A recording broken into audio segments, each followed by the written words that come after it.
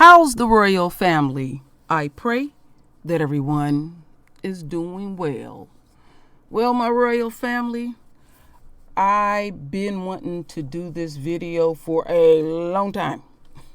And I was shut down for a bit, but it did give me an opportunity to watch some of the Democratic Party's convention.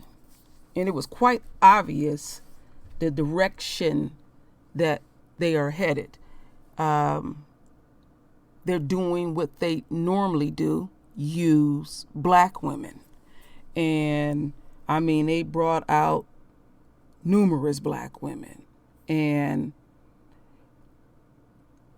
it didn't, the royal family, we feel, we're not shallow. And I couldn't connect with anything but phoniness. And that now that Kamala Harris is the VIP pick, mainly the energy is on her. And the things that I see is quite disrespectful with the Democratic Party continue to do, because we know that they have used black women to the fullest, and they're going to keep doing that. And it is obvious. Pay attention to what was not said. Pay attention to what was not represented. And they have totally dismissed talking about anything when it comes to reparations. And they're taking a gamble, because trust and believe, behind the scenes, those things were thrown on the table. And so how they're looking at all of this is, we're supposed to fully dismiss Kamala Harris' record. And I live in Kamala country. I know the record well. And she got a problem with the black vote. Oh yeah, big time. And her record is and will continue to be atrocious. Let's not lose sight that Biden and Kamala both have an atrocious record when it comes to the royal family. So locking up their energies, they are letting all of us know we will continue to have an atrocious record when it comes to mainly incarcerating our kings. This is quite obvious. They don't have a good relationship with the black man, but they're gambling. Let's dismiss all of that. And now they're going to make her the face of, and that unquote supposed to be our reparations. And how this thing is going, if Trump becomes the president, they're going to blame us as usual, because we didn't get up off our fannies and go vote. And you see all the things that Trump continue to do to the African American community. No. Trump ain't did nothing to us. This stuff already been laid out and stuff. Trump is very blunt, and he wears his emotions out and everything, and he is exposing white supremacy quite effectively. He's tearing down Babylon quite effectively. And these people have all these thoughts. It don't matter what party, but it's like, why you got to be so blunt? So then they put the burden on black folks in general, but they're going to doing what they doing, shove the black man in the corner and put his woman up front, and let themselves continue to be pimped out.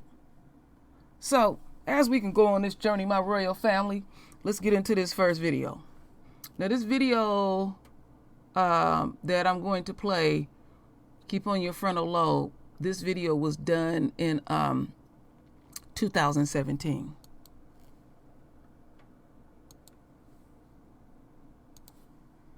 Teslin Figaro is a former Bernie Sanders national staffer, and Jehmu Green, former candidate for DNC chair and a Fox News contributor. Welcome to both of you. Good to have you both here tonight. Powerful words last night from Charles Barkley. Jehmu, was he right? I think in many ways Charles Barkley was spot on. I also think that this isn't a new conversation for the Democratic Party. We've had conversations going on for decades about Democrats showing up in the last weeks before an election at churches and expecting to get the support of Black voters. But in this hyper-polarized, hyper-attentive politics that we're living, this is a real opportunity. And I think we're seeing some results because today, Chairman Tom Perez from the DNC said very specifically that Black women are the backbone of the Democratic Party. It happens to be one of the things that was almost quote for quote from my campaign. And I think that if that can actually be transferred into very specific policy prescriptions, then the Democrats will continue to see victories like we saw. Did they have your back? Did the Clintons have your back, Jehmu, when you ran for DNC chair? Because you've given a lot to the Clintons. Were they there for you? When I ran for DNC chair, Hillary Clinton was still dealing with her loss, and I certainly did not seek out her endorsement. I didn't seek out the endorsement from anyone because I wanted to run as an outsider candidate. I know that Teslin has a really strong point to make about why wasn't Hillary there for me? I don't think that's the point. I think the point is she's been there and was there for Black women in a way that you saw their savvy voters. That's why they voted in such record numbers for her as well. Teslin, your thoughts? Well, I disagree, but I do agree with some of what Jehmu was saying, but I don't think Jehmu should have had to seek out her endorsement. It didn't take Hillary Clinton seeking out Jehmu, to ask for her support while she was on the ground. Everybody today is talking about Black Girl Magic, and I really want to know if the Democrat Party is so in love with Black Girl Magic, then I'm looking forward to see all of these fairy godmothers and fairy godfathers to go down and actually get Black women elected, like when you talk about Stacey Abrams, who's running in Georgia for governor, when you talk about Connie Johnson, who's running in Oklahoma for governor. Democrats have yet to elect a Black woman statewide, and again, they did ignore Jehmu's campaign when she clearly said that Black women are the backbone. So everyone on Facebook is saying, and Twitter, we saved you again, we saved the world again, and at the end of the day, what are we truly getting out of the deal? Let's do some polling on, let's see how many Black consultants were hired, how much Black media was engaged, how many organizers were hired, how many actually got paid. Let me ask you this, when you look at sort of Democrat philosophy, has it done what it should do to raise up people in the Black community, to raise up people in the poor community? As Charles Barkley pointed out, there have been movements against, from the NAACP, against charter schools in inner cities. So, that's my question for you. Is that can conservatives do more to encourage the African American vote in their elections? Jehmu? Well, I think if you look at what Doug Jones said last night in his acceptance speech, he talked about the Children's Health Insurance Program, and that's a very important program to those savvy Black voters in Alabama and all over the country. And so there are issues that have really hit home for Democratic voters in the Black community. But there are other things that Democrats can do. I think they should absolutely get rid of the first in the nation status of Iowa and New Hampshire, because that doesn't center Black women. I agree with Teslin. We have to invest in women, Black women who are running for office. Stacey Abrams is a perfect example. And we need to see these very specific prescriptions funded. But I want to give Teslin one chance to respond, and I'm out of time. Teslin, last thought. I don't give anybody a pass. Republicans can certainly do more, but my main concern is the Democrat Party, because those are the ones that come to our churches. Those are the ones that make the promises. Those are the ones that pass out the church fans, for our votes. I would love to see both parties do more, which is why I'm independent. But at the end of the day, if we continue to keep being the mistress and keep allowing us to be a one-night stand, which happens when they come in the 11th hour, we're going to see more of the same and not actually be valued for our vote. Thank you so much, ladies. Teslin. That was powerful with the last part of what that sister said. She resonated truth. But what was not said, even on her end? Nothing was said about the Black men. You see how they getting down? See, they didn't pump this Black woman up where she still independent. got that independent type of thinking. There's nothing wrong with that. But I need my man. I can't do nothing without my man. I ain't gonna front. I'm powerful. I'm real powerful. But I ain't powerful without my man. I need him. Oh yes, true royal do. Don't be fooled by the fire and passion in my voice. I know my place as a black woman. I know that I'm a queen. And I know that I must first and foremost submit to our Creator. And I know that the leadership also must submit to the Creator. And then I know I'm supposed to submit to my man. But see, these feminists then got our heads so mixed up with submit that it's like you thinking of yourself as a dog. See, we all screwed up. We need to be up out of Esau's world. We need our man. And this shit that they pulling, when they had this convention, they just dismissed the black man all the way out. You can't do nothing without. We need that seed. See, these people full of shit. And see, they gambling.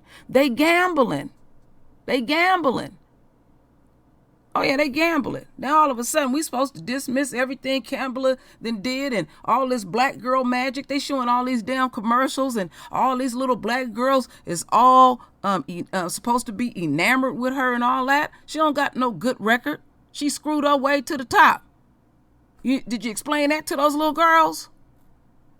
No, you ain't gonna doing that. They gonna find that out later. And you gonna keep doing what you doing. But this is nothing more than a slap in the face to our men. I've always been like this. No, this is me. I can remember talking like this in my very early 20s. And people other black women, believe it or not, was trying to sway me. Sway me. You can't sway true royal. No. Just keep living true royal. And you see what's really going on. Somebody got to speak up for our kings, but you want to show him in the most atrocious way possible. And putting on the mindset, on the frontal lobe of these impressionable royal daughters, thinking, I don't need him. All I got to do is vote for the Democratic Party and everything gonna fall in place. All right, they get what they want, and then they done with your ass quickly and swiftly. Oh, trust and believe, I know exactly what I'm talking about. So they very disingenuous, and then they want to put the burden on us, because you got that demon up there. Well, y'all demons too, because y'all come all from the same. All right, all of y'all come from the same. Them Caucasoid Mountains. That's your brother. You don't like what your brother's saying. You don't like how he exposing all of this. So there ain't no difference between y'all because, this is the nice ones, good cop and bad cop.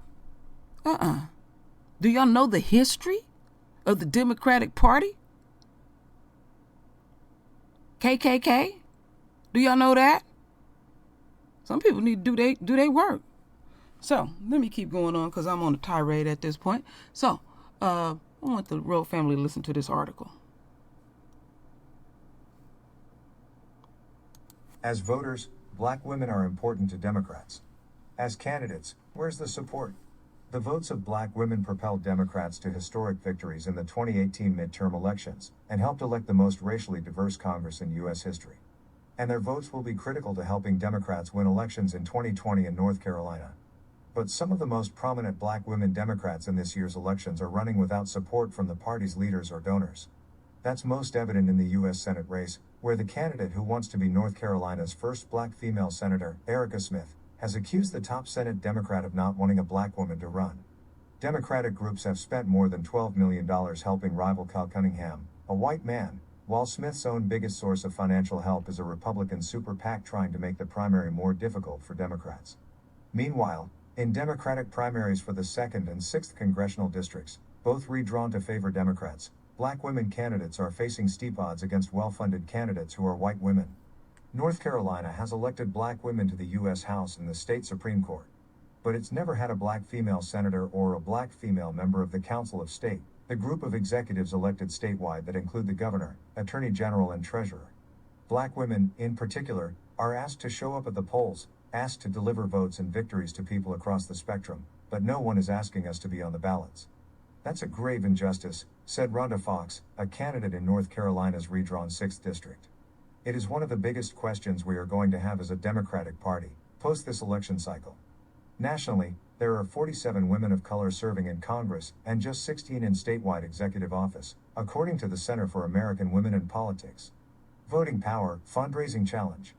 Of the 2.5 million Democratic registered voters in North Carolina, more than 700,000 are black women, minus 27.7% of all Democrats in the state. African Americans account for 46.8% of all registered Democrats in the state. By contrast, there are 15,857 black women registered as Republicans in the state, less than 1% of the more than 2 million registered Republicans, according to data from the State Board of Elections. A study of the 2018 midterm elections found that black women candidates, on average, raised the least amount of money, less than half of what white women raised. It is something North Carolina candidates have experienced firsthand. The biggest challenge is raising money. We usually represent less affluent communities. The network differs, said Linda Coleman, who won the 2018 Democratic primary in the 2nd District against a better-funded white male opponent, but lost in the general election. We're expected to do the same job. The money drives the message, so we obviously have a very difficult time navigating that terrain. There's a racial gap and a gender gap for black women. Senate race. Smith, a state senator, reported raising a little more than $233,000 for the 2020 election through February 12, according to FEC reports. Cunningham, a corporate lawyer and Army veteran, raised more than $4.5 million through February 12. Cunningham's campaign has been boosted by millions in outside spending. VoteVets.org and VoteVets Action Fund have spent more than $7 million in support of Cunningham. Carolina Blue, a super PAC founded in February, has spent more than $4 million for Cunningham, who has secured a slew of in-state endorsements. Smith's campaign has gotten a boost from the Faith and Power PAC, a group funded by the Senate Leadership Fund, a super PAC allied with Senate Majority Leader Mitch McConnell. The Faith and Power PAC has spent nearly $3 million on the race, most of it in support of Smith.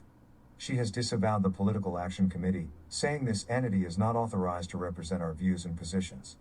The Democratic Senatorial Campaign Committee, which endorsed Cunningham, as it did in his failed 2010 Senate bid, has also spent in connection with the campaign. Smith has been deeply critical of national Democrats, including Senate Minority Leader Chuck Schumer, for picking sides in the primary. Smith, who sought the endorsement of national Democrats, accused Schumer of not wanting a black woman to run for Senate in North Carolina. The DSCC has consistently cited Cunningham's fundraising abilities in its endorsement of him. It was not successful then, and they haven't been successful so far, Smith said of the DSCC's endorsement of Cunningham in 2010 and 2020. It's insane to continue to do the same things over and over again and expect a different result. Nationwide, just 2 African American women have ever been elected to the Senate, Carol Moseley Braun of Illinois and Kamala Harris of California. Smith said black women are the most faithful voting bloc of the Democratic Party and dismissed the premise that black women have struggled to gain footing in elections, pointing to her own electoral success and that of Coleman. Smith has won 2 school board races and 3 North Carolina Senate races. I know how to win. It's message over money every time, she said. Money doesn't vote. People do. Smith, a former high school teacher and engineer, has secured endorsements from progressive groups as well as the State Employees Association of North Carolina. Her platform is more progressive than Cunningham's, endorsing Medicare for all. The two are competing with 3 other Democrats, including Trevor Fuller, an African-American man and a Mecklenburg County Commissioner, to take on Senator Thom Tillis. NC2 House race. Monica Johnson Osler, an elected member of the Wake County School Board, has raised $95,000 in her 2nd district race. Deborah Ross, a former state representative who lost her 2016 Senate bid to Republican Senator Richard Burr, raised $301,000, which includes a $55,000 transfer from her Senate account. Andy Terrell and Ollie Nelson, who is African American, are also in the Democratic race. Ross has been endorsed by the NC Association of Educators, CWA Political Action, the NC State AFL-CIO and the State Employees Association of North Carolina, which also endorsed Johnson Osler. Johnson Osler said she had encouragement from others to enter the race. But that support has not translated into big fundraising dollars. She entered the race last year, before the district was redrawn to include just parts of Wake County. How can we actually change what representation looks like if we're not able to crack open established donors? She said, I question when people say they believe we should have reputable representation. If that's what we say we want, people who look like me, are we really willing to invest in ensuring that we have that representation? Johnson Osler, 45, is also the executive director of the North Carolina Coalition Against Sexual Assault. She said she has tapped the well dry with her personal network and is not a candidate with deep ties to financially well-connected donors. But she has used other networks. Johnson Osler brought in fellow Alpha Kappa Alpha sorority sisters and incumbent Congresswomen Terry Sewell of Alabama, Frederica Wilson of Florida, and Eddie Bernice Johnson of Texas for a fundraising event in Raleigh in February. As a black woman, I'm not coming in with the same net worth or network. In order to get the representation that reflects the party, we have to do something different to get those people elected, Johnson Osler said. This party lives and breathes on black women showing up. Black women are still absolutely holding the Democratic Party together by showing up to vote in large numbers. NC 6 House race. Fox reported raising $75,215 in her race. Kathy Manning, who ran unsuccessfully in 2018 against Republican Representative Ted Budd, has raised $532,983. It can no longer be just because you have X amount of money raised or X amount of capital. That's what makes you a stellar and great candidate. That doesn't work in 2020, Fox said. We have to recalibrate what constitutes a successful candidate. Fox, 36, graduated from UNC Chapel Hill and George Washington University Law School. She was chief of staff for Representative Alma Adams, a Charlotte Democrat. Fox also worked for several campaigns and Senator Kirsten Gillibrand as well as a lawyer for private firms. Gillibrand endorsed Fox. There are 5 candidates in the Democratic primary, including 3 black men, former Winston-Salem City Council member and State Representative Derwin Montgomery, former State Representative Ed Haynes Jr. and Bruce Davis. Fox has outraised all 3, a group that works to elect progressive African American women. Higher Heights for America PAC has endorsed Smith, Fox and Johnson Osler. Other congressional candidates. Patricia Timmons Goodson is the lone Democratic candidate running in the 8th District. Timmons Goodson, who became the first African American woman on the state Supreme Court in 2006, is running against incumbent Republican Representative Richard Hudson. Timmons Goodson has not filed a quarterly campaign finance report with the FAC. Hudson, seeking his 5th term in office, has raised more than $1.5 million for the 2020 election. In the 9th District, Cynthia Wallace is one of 4 Democrats running to take on incumbent Republican Representative Dan Bishop. Wallace, an executive with the Financial Services Committee, has raised $15,214 in the race, more than any of her Democratic competitors. Statewide races. State Representative Yvonne Lewis Holley is one of 8 African American women in the State House. She represents part of Raleigh and Wake County, one of the state's 2 largest metro areas. She is in her 4th term. But in her campaign for lieutenant governor, she said, "We're starting from scratch. We're starting with grassroots donors. A lot of people who donated to me haven't donated before." Holley said a woman at church who gave her $3 had never donated to a campaign before. "I took that $3 like it was $300, Holley said. It's a lot of smaller donations, and people who are just beginning to be aware of the importance of making this investment. We don't often have a lot of expendable cash in the black community. I take more seriously their donations." Holley said the African American women running for higher office than the state legislature are all campaigning in different races with different chances. What they have in common, though, she said, is the inability to raise the funds that white candidates raise. Holley said that's because some people don't know them as well or think they are long-shot candidates, among other reasons. "I don't know what it is. I don't think there's a problem in the party. I just think people donate to people they know, or people they think can win," she said. The black community has the network. It's not just about the money. Holley isn't the only African American candidate in the lieutenant governor primary. The others are men, Republican Mark Robinson and 3 Democrats, Representative Chaz Beasley, Alan Thomas, and Ron Newton. So there's a chance that the next lieutenant governor could be an African American, one of several elections that could change who sits at the now all-white Council of State table. In another, Wake County Commissioner Jessica Holmes is unopposed in the Democratic primary for Labor Commissioner. Former State Representative Pearl Burris Floyd is among the Republican candidates for the same position. Both are African Americans. One possible solution? Democrat Stacey Abrams, who lost a close gubernatorial race in Georgia in 2018 and is being mentioned a possible vice presidential candidate in 2020, said passing campaign finance reform is critical to setting a level playing field for women candidates of color.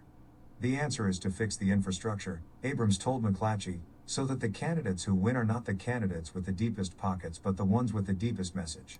Next article. Let me take this down.